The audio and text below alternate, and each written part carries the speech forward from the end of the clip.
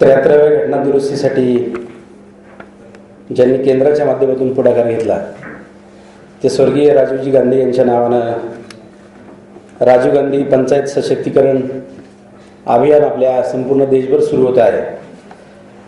आणि या अभियानाची पार्श्वभूमी तयार करत असताना संपूर्ण राज्यभर जिल्हा परिषद पंचायत समितीचे सदस्य, पदाधिकारी आणि कर्मचारी यांच्यासाठी प्रशिक्षण संपूर्ण राज्यभर सुरू झालेले आहे। त्यातलंच आजच्या आपल्या कोल्हापूर जिल्हा परिषदेचं प्रशिक्षण या ठिकाणी संपन्न होत आहे। आता ज्यांनी या ठिकाणी या प्रशिक्षणाच्या संदर्भामध्ये भावना व्यक्त केल्या ते आपल्या जिल्हा परिषदेचे अर्थ आणि शिक्षण विभागाचे सभापती पाटील साहेब, त्याचबरोबर दुसरे विषय समितीचे सभापती मादनाई साहेब, अतिरिक्त मुख्य कार्यकारी अधिकारी आदरणीय डोके साहेब, त्याचबरोबर आमचे प्रकल्प संचालक पाटील साहेब, ज्यांनी मला या प्रशिक्षण देण्याची संधी दिली ते आपल्या जिल्हा परिषदेच्या सामान्य प्रशासन विभागाचे उपमुख्य कार्यकारी अधिकारी आदरणीय शिवदास साहेब, उपस्थित असलेले सर्व इतर पंचायत समितींचे पदाधिकारी, सन्मान्य जिल्हा परिषद सदस्य, अधिकारी, कर्मचारी।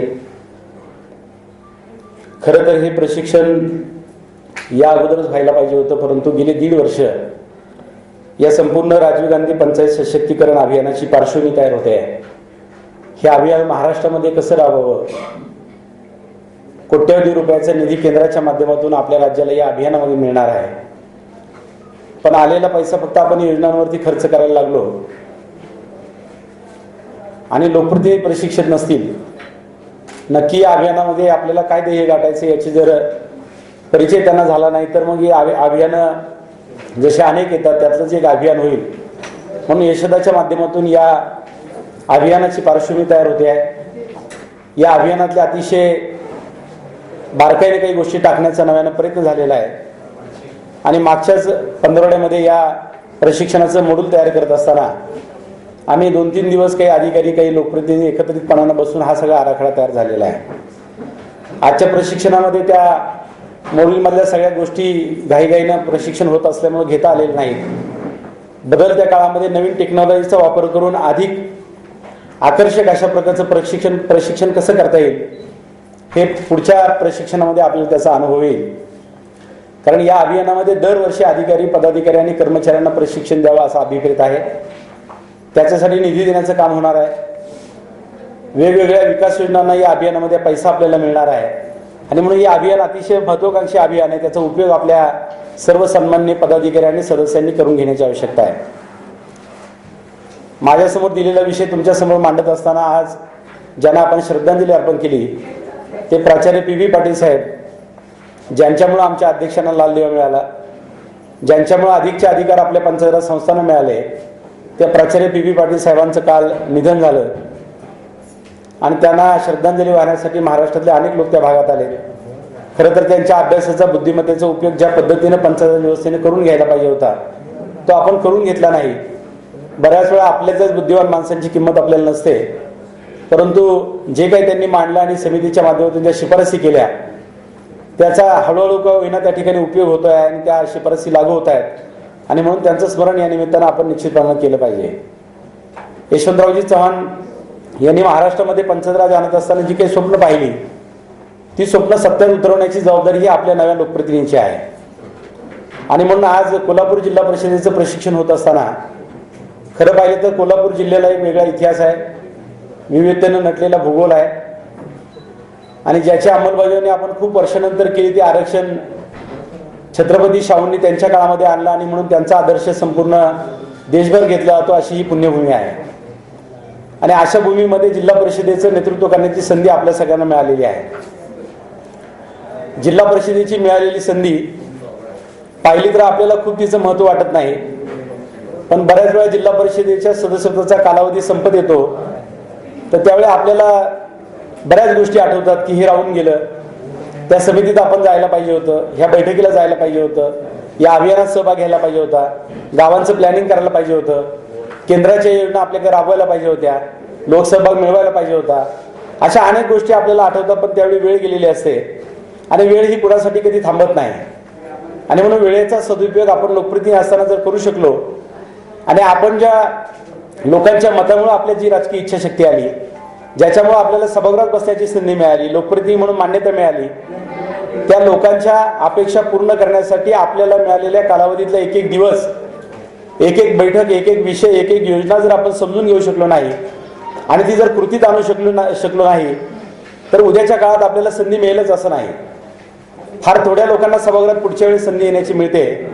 कारण महाराष्ट्रातल्या जिल्हा परिषदेचा आढावा पाहिला तर 90-95% लोक नव्यानं सभागृहात येत आहेत. मतदारसंघाचं आरक्षण आपलं बदलतं, आपापल्या राजकीय पक्षांच्या नेत्यांच्या भूमिका बदलतात.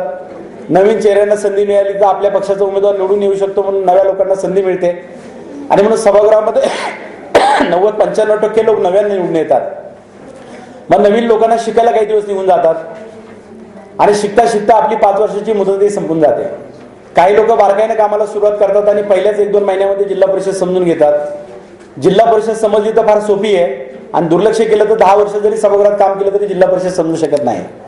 मी 10 वर्ष पुण्याला काम करतो त्यावेळी पाहिलेलं आहे, माझ्या सभागृहातल्या 75% लोकांना 25% सुद्धा जिल्हा परिषद समजली नव्हती.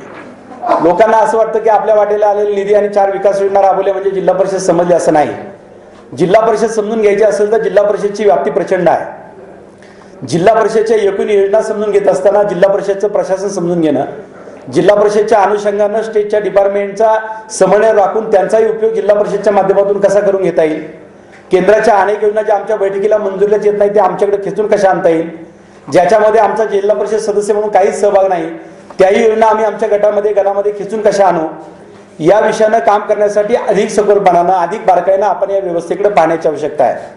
आणि ते पाहत असताना केवळ जिल्हा परिषदेचे मी नेहमी म्हणतो की सीओ, ॲडिशनल सीओ किंवा आमचे 3 डेप्युटी सीओ असतील किंवा 13-14 खाते प्रमुख असतील, यांच्यापर्यंतच आपण सीमित राहिलो आणि आम्ही कर्मचाऱ्यांपर्यंत गेलोच नाही तरी सुद्धा आम्हाला त्या ठिकाणी जिल्हा परिषदेमध्ये काम करायला अडचण येते. आणि म्हणून अधिकारी पदाधिकाऱ्यांच्या समन्वयाचा विषय पुढे नेत असताना मी नेहमी याच्यामध्ये म्हणतो की अधिकारी आणि पदाधिकाऱ्यांच्या बरोबर आमचे कर्मचारी महत्वाचे आहेत. कारण आपल्याला माहिती आहे की आमचे सीओ 3 वर्षांनी बदलून जातात, आमचे खाते प्रमुख 3 वर्षांनी बदलून जातात, पण जिल्हा परिषदेमध्ये काम करायला कनिष्ठ सहाय्यक म्हणून नोकरीला लागलेला आमचा कर्मचारी रिटायर होईपर्यंत किंवा क्लास 2चं प्रमोशन होईपर्यंत जिल्हा परिषदेमध्ये काम करत असतो. आणि म्हणून जिल्हा परिषद नक्की कशी चालते, ती नक्की कोण चालवतं, तिचा कुणाचा प्रभाव आहे, पडद्यावरती जे घडतं आणि पडद्याच्या पाठीमागं काय घडतं, ह्या सगळ्या गोष्टी आमच्या कर्मचाऱ्यांना माहीत असतात. आणि म्हणून आमच्या जिल्हा परिषदेमधल्या सगळ्या विभागामध्ये किंवा संस्थेमध्ये काम करणारा कर्मचारी सुद्धा ती संस्था चालवत असताना तितकाच महत्वाचा आहे. आणि म्हणून जिल्हा परिषदेमध्ये प्रभावी काम करत असताना या प्रत्येक टेबलावरती काम करणारा जो कर्मचारी आहे त्याच्याकडे असणाऱ्या गुणवैशिष्ट्याचा, कौशल्याचा, अनुभवाचा उपयोग हा आपल्याला योजना पुढे नेत असताना करावा लागेल. मग जिल्हा परिषदेच्या सीओ पासून तर आमच्या ग्रामपंचायतच्या ग्रामसेवकापर्यंत जी आमची वेगवेगळ्या कर्मचाऱ्यांची आणि अधिकाऱ्यांची साखळी आहे, ही साखळी आम्ही समजून घेतली पाहिजे. त्यांचा रोल आमच्या विकासाच्या प्रक्रियेत काय असू शकतो, आमच्या गावात, गणात आणि गटात अधिकचा पैसा आणण्यासाठी आणि कामं गुणवत्तेने करण्यासाठी त्यांच्या अनुभवाचा काय उपयोग होऊ शकतो याचा विचार आपण करायला पाहिजे. खरं तर आम्ही जिल्हा परिषद ज्यावेळी आपल्या आढावा घेतात किंवा राज्य शासन जिल्हा परिषदेचा आढावा घेतात किंवा विभागीय आयुक्त घेतात त्यावेळी दुर्दैवानं आढावा घेत असताना काम किती पूर्ण झालं, आपली टक्केवारी कामाची किती आहे एवढंच विचारलं जातं. ते कसं राबवलं, कसं केलं, क्वालिटीने केलं का, याच्या पद्धतीनं फार खोलात अजूनही आपल्याला जाता येत नाही, एवढं प्रचंड काम जिल्हा परिषदेकडे आहे.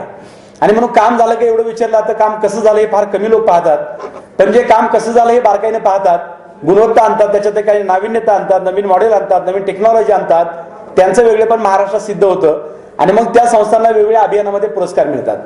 मग यशवंत पंचदार अभियान असेल, निर्मल ग्राममध्ये केलेली लोकांनी कामगिरी असेल, गाडगे बाबा असेल, महसूल खात्याचं नड्डामुक्ती अभियान असेल, वेगवेगळ्या प्रकारची अभियानं आणि योजना सतत येत राहणार आहेत. केंद्राने दिलेल्या योजना ह्या बदलत राहणार आहे, त्याची नावं बदलत राहणार आहे, पण योजना बदलत जातील, अधिकारी बदलत जातील. या योजनेमध्ये आणि या अधिकाऱ्यांना बरोबर घेऊन आपल्याला 5 वर्षात काय करता येईल हा रोल आपल्या सगळ्यांचा महत्वाचा आहे. आता आपल्याला मिळालेल्या संधीतले 2 वर्ष जवळजवळ पूर्ण होत आलेले आहेत.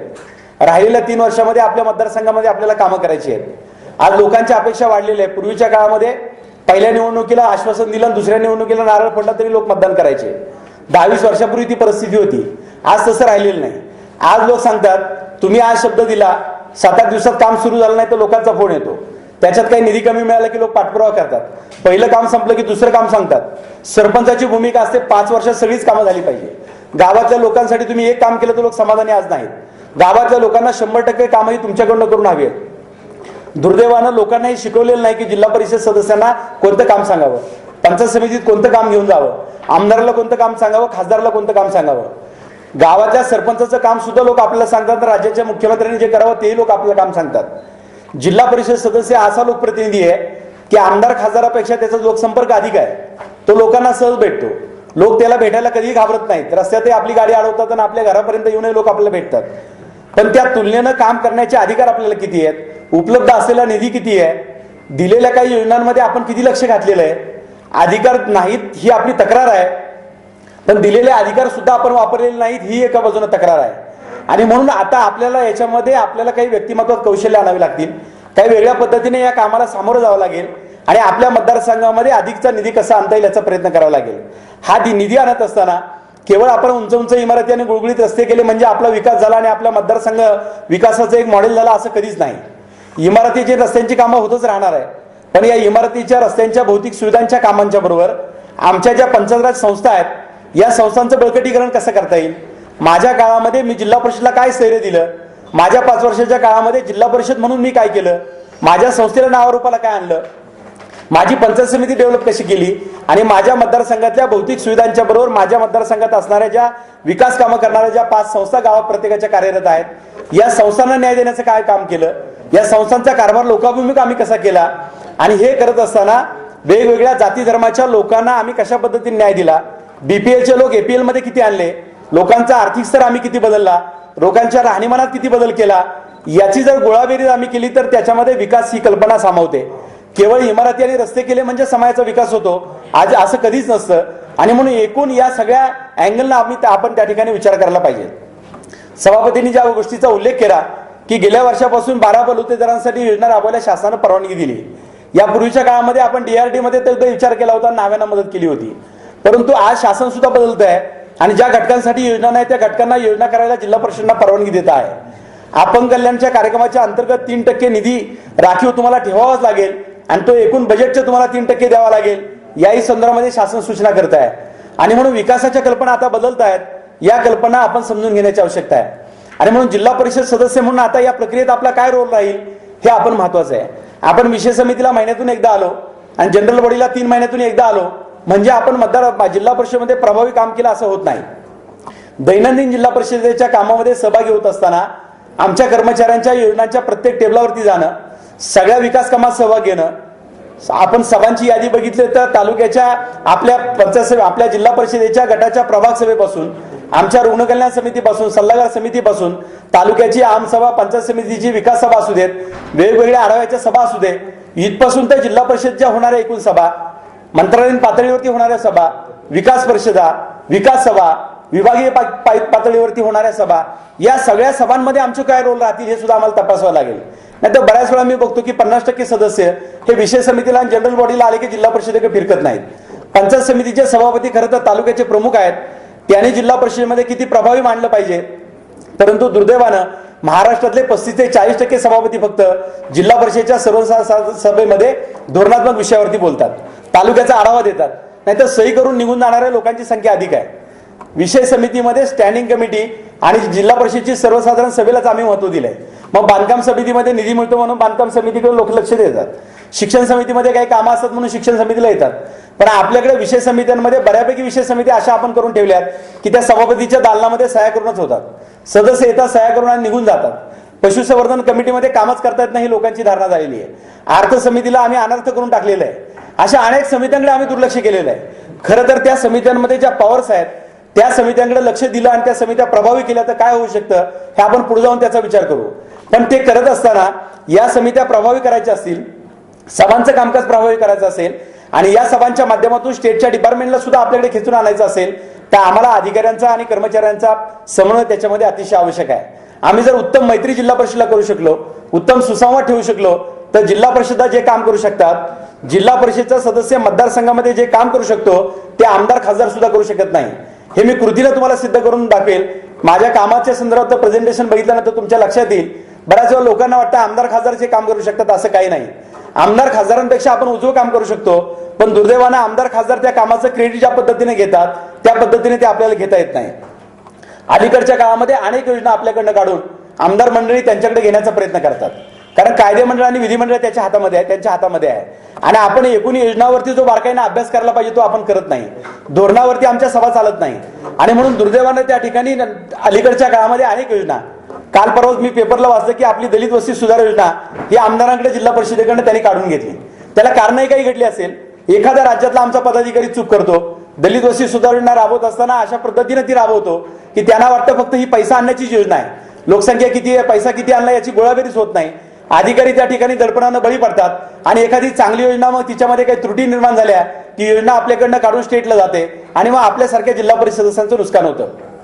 आणि म्हणून योजना राबवत असताना योजनेच्या मूळ ढाच्याला तडा जाणार नाही, योजनेचा दुरुपयोग होणार नाही याची सुद्धा काळजी आपण घेतली पाहिजे. बऱ्याच वेळा आपल्याला असं की मी पदाधिकारी आणि माझ्या काळात खूप पैसा माझ्या मतदारसंघात आला पाहिजे म्हणून मी योजना म्हणून अशी ओळखतो आणि त्याचे दुष्परिणाम म्हणून अशा प्रकारे आपल्या योजना या स्टेटकडे जातात. आपल्या अनेक योजना हळूहळू स्टेटकडे जायला लागलेल्या आहेत. खरं तर 73व्या घटना दुरुस्तीनंतर ह्या योजना आणि हे विषय आपल्याकडे यायला पाहिजे होते, पण दुर्दैवाने ते आले नाही. त्याच्यावर आपणही फार गंभीर नसतो, कारण आपला कालावधी 5 वर्षाचा, लोकप्रतिनिधींचा कालावधी त्या ठिकाणी पदाधिकाऱ्यांचा 2.5 वर्ष, त्याच्यात वाटण्यात झालं की 1.25 वर्ष वाटायला येतात. मग 1.25 वर्षात 2.5 वर्षात आपल्याला वाटतं आपल्या गटात काय येईल एवढंच आपण पाहतो आणि या संस्थेच्या योजना दुसरीकडे चालल्या त्याच्यावरती कोणी विचार करत नाही. मला हा मूळ विषय तुम्हाला मांडायचा आहे, पण या विषयामध्ये जर तुम्हाला प्रभावी काम करायचं असेल तर तांत्रिक मार्गदर्शन आमच्या अधिकाऱ्यांचं आम्हाला घेतलं पाहिजे. कारण आमचे अधिकारी नोकरीला लागल्यानंतर वेगवेगळ्या पदावर काम करत असताना वेगवेगळ्या ठिकाणी जाऊन आलेले आहेत. त्यांच्या पाठीमागे काही अनुभव आहे, त्याने योजनेचे बारकावे समजून घेतलेले आहेत आणि म्हणून आम्हाला या अधिकाऱ्यांच्या ज्ञानाचा उपयोग केला पाहिजे. जिथं राजकीय इच्छाशक्ती लागते तिथं तुमच्याशिवाय लोकप्रतिनिधीशिवाय पर्याय नाही, पण जिथं टेक्निकल माहिती हवी आहे जी आपल्यापेक्षा थोडी अधिकाऱ्यांना अधिक आहे तिथं अधिकाऱ्यांच्याच मदतीची गरज आहे. आणि म्हणून यशवंतरावजी चव्हाण साहेब म्हणतात की अधिकारी ही एका रथाची 2 चाकं आहेत, दोन्ही बरोबर चालली तर या संस्था चांगल्या चालतील. अधिकाऱ्यांनी हा म्हणायला शिकावं आणि पदाधिकाऱ्यांनी नाही म्हणायला शिकावं हे चव्हाण साहेबांनी आम्हाला संदेश दिला होता. पण मी बऱ्याच वेळा बघतो की आम्ही सुद्धा सवंग लोकप्रियतेसाठी अशा काही घोषणा करून टाकतो आणि असं काही लोकांना सांगतो की सगळं काम आम्हीच करणार आहोत. जे काम होणार नाही ते सुद्धा आम्ही सांगतो, तिथं आपण अडचणीत येतो. आणि बऱ्याच वेळा अधिकारी सुद्धा पूर्वग्रह दूषित एखाद्या लोकप्रतिनिधीकडे पाहतात आणि मग त्याचा कधीतरी काल परवा झालेला वाद आजच्या सुद्धा कामात आणतात आणि काल वाद झाला म्हणून आज होणारं काम सुद्धा त्याचं नाही म्हणून सांगतात. खरं तर तुमचं आणि आमचं अधिकारी आणि पदाधिकाऱ्यांचं जिथं बिनसतं असे बिनसणारे काही ठराविक विषय आहेत. या ठराविक विषयांना आपण बाजूला ठेवलं पाहिजे. काल झालेली आमची तक्रार आम्ही आज विसरली पाहिजे, कारण आमची काही बावकी गावकी नाही, आमचा काही बांधायला बांध नाही. तेव्हा काल एखादं काम झालं नाही म्हणून आज त्या अधिकाऱ्याशी वाकडं वागणं किंवा त्याच रोषामध्ये त्याला एखाद्या सर्वसाधारण सभेत अडचणीत पकडण्याचा प्रयत्न करणं किंवा त्याच्या कामाच्या चौकशीमध्ये जाणं हे आपण तक्रार वाढवायचे विषय करतो. कालचा विषय काल संपवून नवीन विषयात आम्ही काम करायला सुरुवात केलं तर कालचा न झालेला विषय सुद्धा 10-20 दिवसानंतर नवीन काहीतरी GR येतो, योजना बदलते किंवा निधी येतो आणि आमचं काम मार्गी लागतं. पण तो दुर्दैवानं अशा गैरसमजामधून विशेष करून मराठवाडा आणि विदर्भामध्ये त्या संस्थांचं फार नुकसान झालेलं आहे. आपण सगळे सुदैव आहोत, आपल्या पश्चिम महाराष्ट्राला एक वेगळी पार्श्वभूमी आहे. पश्चिम महाराष्ट्रामध्ये अतिशय हुशारीनं प्रशासनानं काम करणारे लोकप्रतिनिधी आहेत. इथं काम करताना अधिकाऱ्यांचा सुद्धा दृष्टिकोन सकारात्मक राहतो. तर विदर्भ आणि मराठवाड्यातल्या जिल्हा परिषदा जर तुम्ही पाहिल्या तर तिथल्या महिला बालकल्याणची समाज कल्याणची गोडाऊन वस्तू वाटपाची तशीच भरून पडलेली आहेत. 4-4 वस्तू तिथल्या सायकल आणि शिलाई मशीन वाटल्या गेलेल्या नाहीत. तिथं सतत अधिकाऱ्यांवरती अविश्वास ठराव येत आहेत. हाणामाऱ्या सभागृहात त्या ठिकाणी होत आहेत. पैशाचं वाटप अशा पद्धतीने होतं की तो लोकांपर्यंत जाईल की नाही याची खात्री नाही आणि म्हणून काही भागामध्ये अतिशय चुकीच्या पद्धतीने काम चाललेलं आहे. या उलट काही भागामध्ये आपण बघितलं तर ग्रामपंचायती ग्रामीण तीर्थक्षेत्र म्हणून पुढे आलेले आहेत. पंचायत समित्या सतत अभियानामध्ये बक्षिसं मिळवत आहेत. जिल्हा परिषदा राज्यामध्ये वेगवेगळे अभिनय प्रयोग करतायत. शेजारी सिंधुदुर्ग जिल्हा परिषदेनं त्या ठिकाणी साहेबांनी त्या परिसरात काम केलेलं आहे. नवीन टेक्नॉलॉजी आणून त्या ठिकाणी काम करतायत. डिजिटल सिग्नेचरच्या संदर्भामध्ये त्या जिल्हा परिषदा पुढे येतात. ठाण्याच्या जिल्हा परिषदेने आमच्या उत्पन्नाचा मार्ग वाढवण्यासाठी अनेक प्रयोग केले आणि लाखो रुपयाचं उत्पन्न जिल्हा परिषदेला वाढवलेलं आहे. अनेक जिल्हा परिषदेने अनेक नवीन प्रयोग केलेले आहेत. हेही प्रयोग आम्हाला प्रशासनाच्या माध्यमातून माहीत करून घेण्याची आवश्यकता आहे. आणि म्हणून आता आमचा जो रोल या सगळ्या प्रक्रियेमध्ये आहे, या रोलमध्ये काम करत असताना केवळ जिल्हा परिषदेमध्ये समन्वय करून चालणार नाही. जिल्हा परिषदेला प्रस्ताव पाठवणारी जी पंचायत समिती आहे ही पंचायत समिती सुद्धा या प्रक्रियेत महत्वाची आहे. पण लोकांना असं वाटतं की पंचायत समितीमध्ये पोस्ट ऑफिस आहे, पंचायत समितीला गावचे प्रस्ताव येतात ते आम्हाला पाठवतात, आलेला पैसा खाली पाठवतात, पोस्टाशिवाय पंचायत समितीला काहीच काम नाही असंच त्या ठिकाणी धारणा लोकांनी करून ठेवलेली आहे. पण तालुका लेवलला काम करणारी आमची पंचायत समिती ही महत्वाची आहे. या पंचायत समितीच्या सुद्धा कामकाजाकडे आम्ही जिल्हा परिषदेने लक्ष दिलं पाहिजे. आमच्या 6 पदाधिकाऱ्यांना पंचायत समितीच्या सभेला निमंत्रित किंवा निरोप देऊन बसण्याची त्या ठिकाणी परवानगी आहे.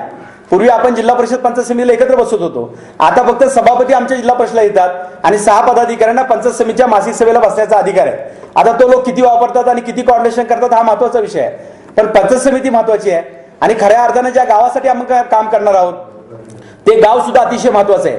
गावाकडे जर दुर्लक्ष झालं तर मतदारसंघात आपण काम करू शकत नाही. मी ज्यावेळी गावाच्या संदर्भातलं महत्व सांगतो त्यावेळी माझे सहकारी मित्र मला म्हणतात 10 वर्ष सरपंच होतो, पंचायत समितीला काम केलं, आता झेडपीला आलो तरी तुम्ही गावाकडे चला परत सांगतात. पण खरं सांगतो तर गाव हाच विकासाचा मुख्य केंद्रबिंदू आहे. आपल्या जिल्हा परिषदचं एकूण बजेट, डीपीसीचा मिळालेला पैसा, राज्य केंद्राचा मिळालेला पैसा, अजून काही इतर कुणी महामंडळाने आपल्याला काही मदत केली असेल तर हा एकूण पैसा, याची जर गोळाबेरीज आपण केली तर या गोळाबेरीमधल्या एकूण निधीच्या 10-20% पैसा फक्त आपण साधील खर्चावरती किंवा आस्थापनेवरती करतो.